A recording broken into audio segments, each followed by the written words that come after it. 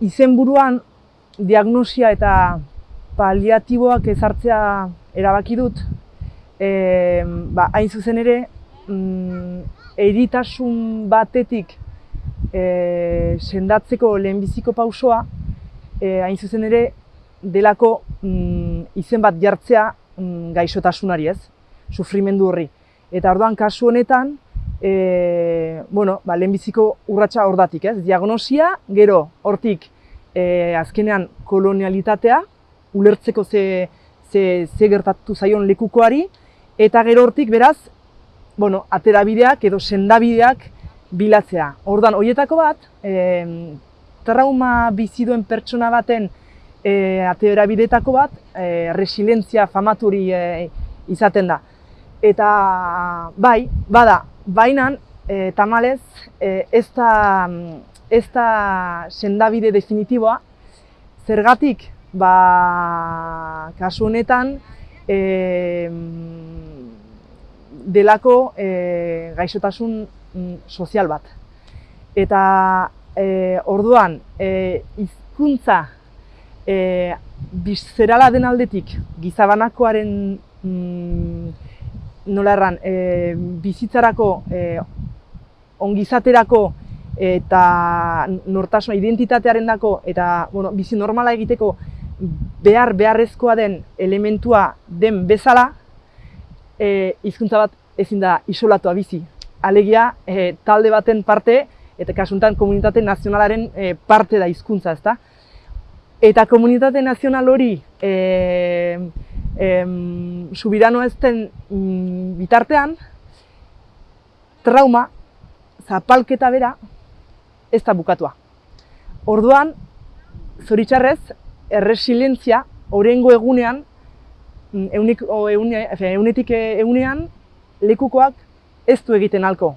Lekukoak eta bera bezala sufritzen duten milaka hiztunek. Zenta agertzen diren emozioak, emozioetan identifikatzen dira, komunitate nazional hortan bizi diren hiztunak, ezta? Orduan, horregatik erabaki dut paliatiboak ematea. Zapalkuntza horren baitan, hala ere, egunerokotasunean eta gizabanakoarentzat badirelako hala ere aringarriak. Edo paliatiboak, ez balin bada benetan fundamentuz lekurik egiten komunitate nazional honi, lekua egiten eta poderea ez balin badu benetan hartzen, ondorioa ez dut uste biziki arrosa izanen denik, eta orduan, bainan eguneroko bizia arintzeko bai badirela teknika batzuk azkenean, eta horiek deitu ditut paliatiboak aringarriak nahi den bezala. Eta horietakoak dira, adibidez, hasteko, izena ematea erran dugun bezala, beraz, horrek sekulako garrantzia du, ulertzea ze pasatzen zaigun, hor kasunetan likukoari, zentzua ematea ja horrek berak kontatzen du, nola arindu dion bizia, ala kulpabilitatea ere, bere buruari ere, kendu dio, dena bere gain hartzen baitzuen, ordan horretan ere, emeki arnasten hasi da, eta gero, sorkuntza da, gako handioetako bat. Sorkuntzak ematen durako eta horrekin batera autozentratzea. Norberak bere zilborrari begiratzea eta saiatzea hortan azkenan ongi pasatzen eta eman dio terminoa masturbazio linguistikoa saiatzeko sorkuntza kreatibitateari esker sufrimendu hori arintzea, kanalizatzea hori horretan eta indartzea eta horregatik autozentratzea, indartzea ere komunitate nazional hori elkarren artean. Eta horri esker, oraingo egunean, lekukoa, bere burua pixka bat uretik ateratzen ari da, oso gaizki egona baita, benetan oso gaizki, ezin biziz egona baita.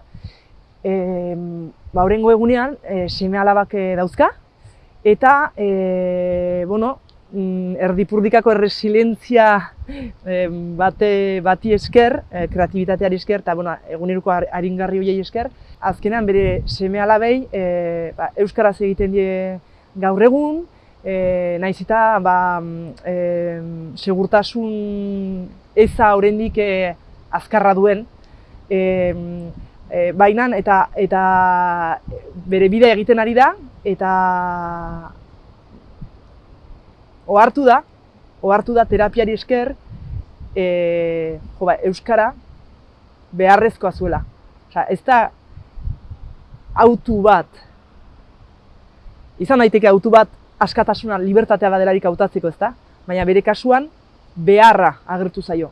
Bizi ahal izateko beharra bazuela euskararen beharra azkenan, ez? Euskararen beharra ondorioztatu du. Eta orduan orain, seme-alabei euskaraz egiteaz gain, ari da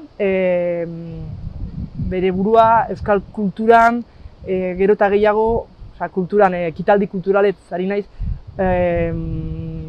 hortik edaten du alduen guztia, igual lehenago baitezpara egiten ez zuen zerbait, eta berak beti dio, on egiten diola, eta ez da Supermanarena egitearren zerbaiten alde arrazionalki egitearren, ez? Hor, kasu honetan, benetan da, bizirauteko azkenean, bizirauteko gizabanako normal bat bezala.